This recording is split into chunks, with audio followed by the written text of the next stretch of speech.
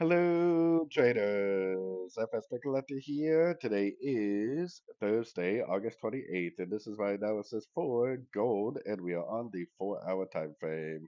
So, pretty much for the last week or so, I've been saying to do nothing but look for longs as long as this continues to make higher low, higher low, higher low, higher low, higher low, which it definitely has been doing so.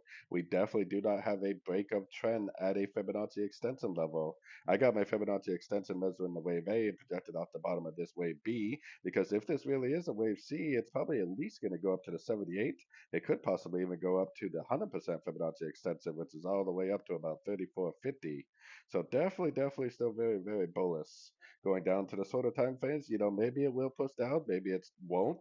Going short is a very unpredictable trade for me. So I personally, even if it does go down, I would just let it go down, and then I would try to go long at the end of a one, two, three-way pullback, hopefully for the continuation of this uptrend. And by the way, look at these other pullbacks: one, two, three waves down, ABC, ABC, one, two, three waves down.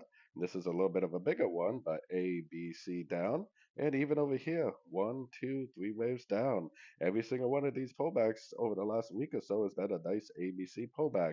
One, two, three waves down, trade with the higher time frame trends. Very nice price action. So anyways, don't forget to check out my website linked over here in the corner. And as always, thank you for watching and happy trading.